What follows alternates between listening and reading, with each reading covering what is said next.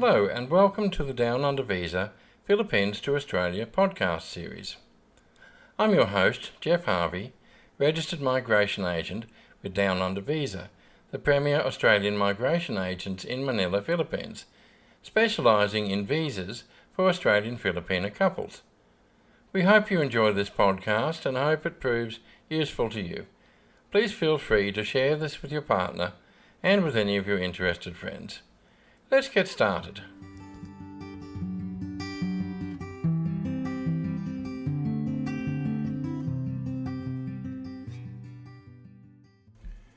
Now, serial sponsors and Australian visa applications, do they exist? Now, what is serial sponsorship and does it affect me? Now, there is a regulation in the migration regulations there to stop what is known as serial sponsorship in Australian partner visa applications. Now, this is regulation 1.20J and it affects applications for onshore and offshore partner visas, also known as spouse visas, as well as prospective marriage visas, also known as fiancee visas. Now, this is sometimes known as the 5-year rule. Now, the regulation says that if you had successfully sponsored an applicant for a partner visa application, i.e. not for a tourist visa or any other type of visa, you need to wait for 5 years before you may lodge a further application for a different applicant. Now, it also says that you may only sponsor 2 applicants in a lifetime. Now, are there exceptions to this rule? Yes, there are. If you sponsor the same applicant, it doesn't apply. So if you get back together and try again, you can always do that. It doesn't happen very often, but it has been known to happen. A couple have broken up and they've got back together again, and they're perfectly willing. They're perfectly able to do that. And if there are exceptional circumstances affecting an Australian citizen, in other words, the sponsor, if the sponsorship was to be refused. Now, I won't elaborate on that right now, and yes, if the circumstances are right, then yes, we can do this. Feel free to do an assessment form on the website and we can discuss this. So I'm not going to go into it right now,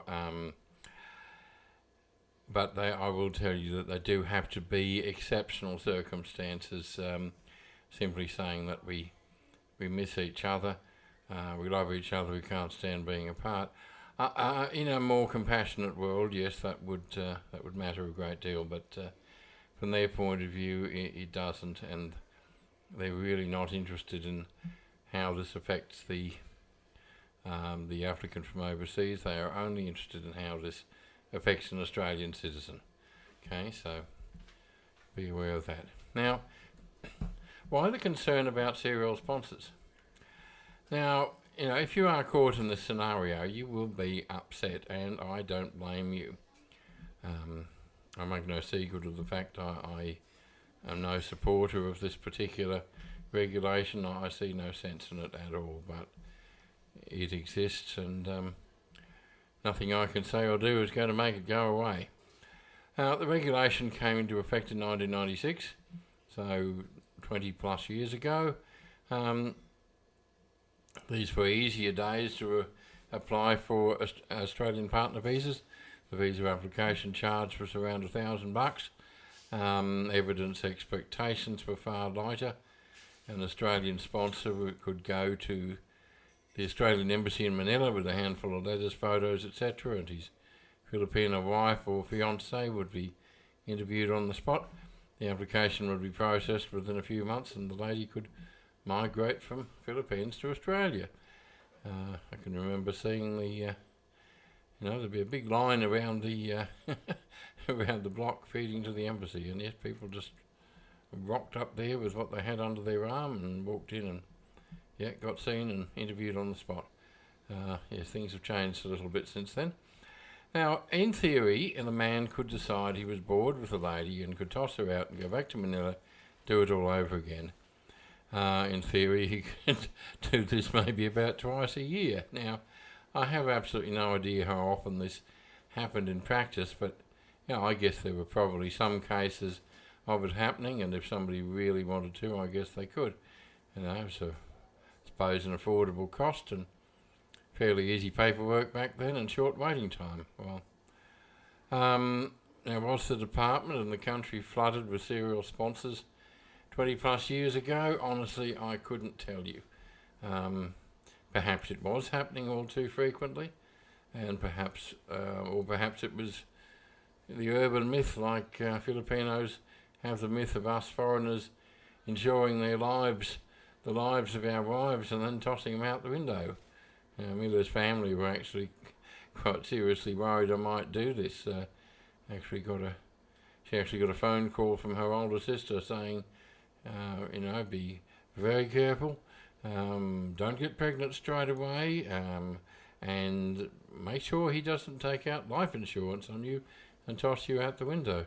I interrupted the phone call and pointed out our window at the time was only a metre from the ground, so last time I tossed her out the window it didn't have any effect. She didn't see the humour at all, strange enough.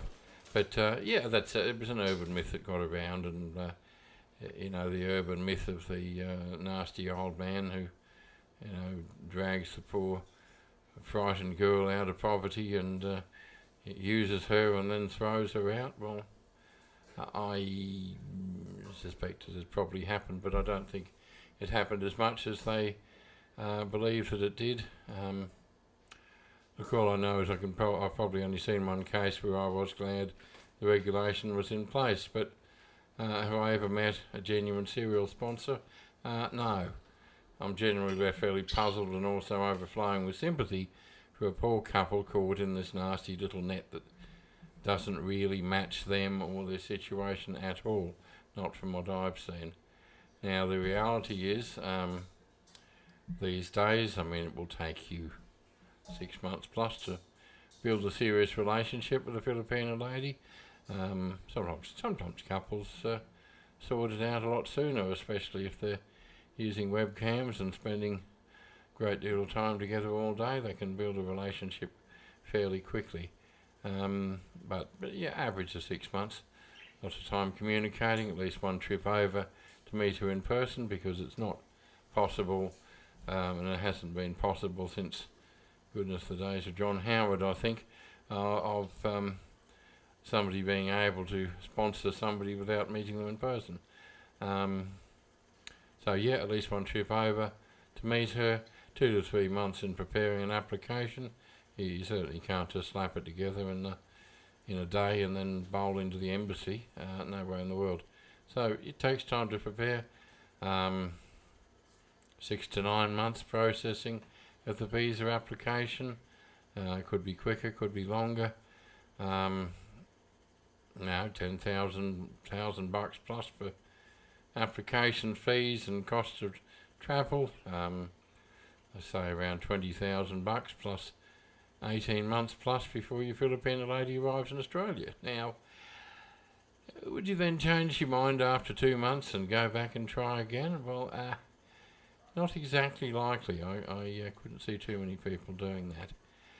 Personally, I think this causes more innocent human misery than it prevents the dreaded serial sponsor from exploiting the system and breaking hearts. So, in my view, I think it's certainly due for a damn good overhaul. But I don't make the rules. All I can do is tell you the truth about them.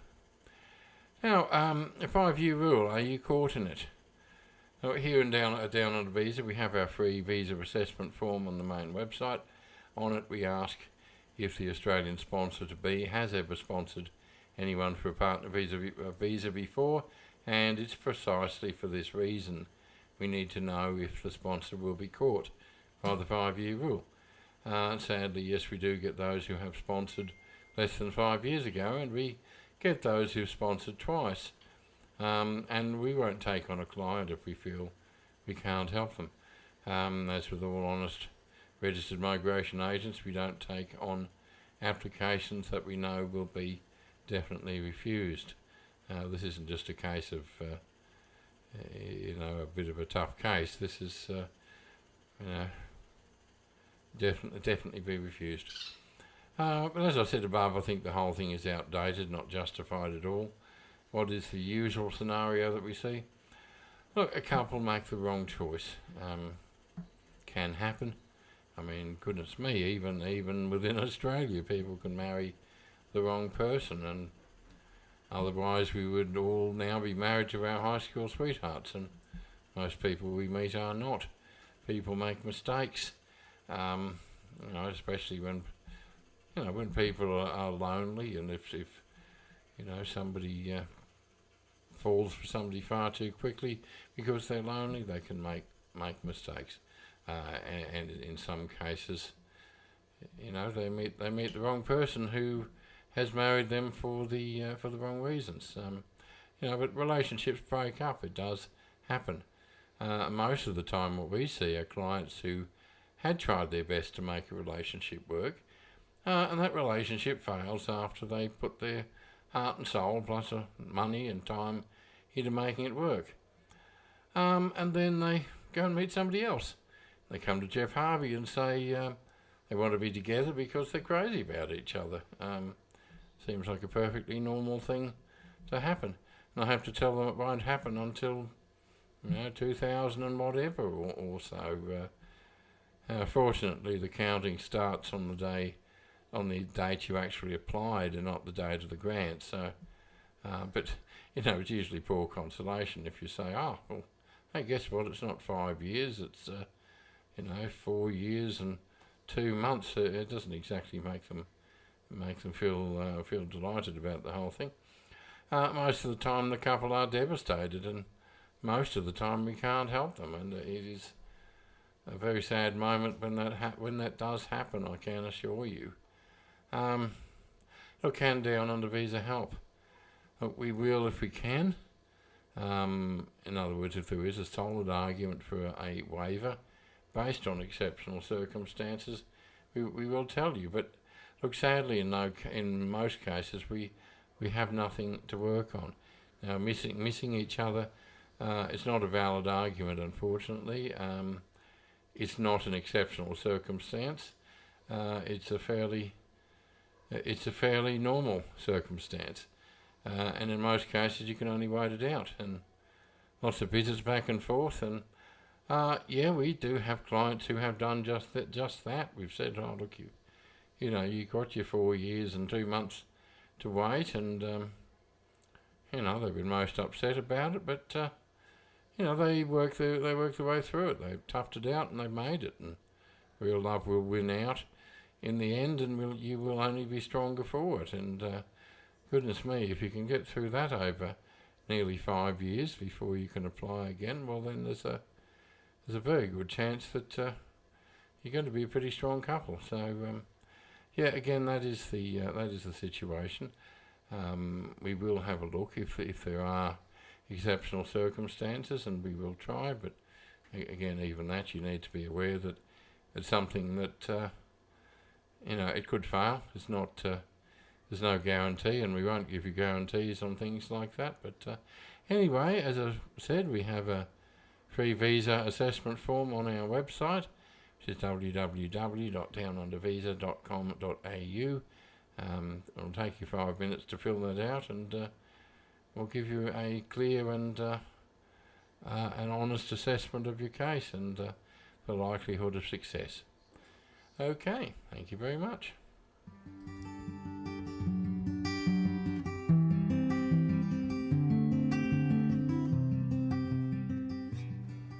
Well, that brings us to the end of another episode of the Down Under Visa Philippines to Australia podcast series. Thank you very much for joining us. We hope you enjoyed, and we hope you found this useful. Australian visas from the Philippines are not easy, and the outcome matters, as you well know. Please feel free to contact us anytime if you need some further help. And we look forward to talking to you again next time. Bye-bye.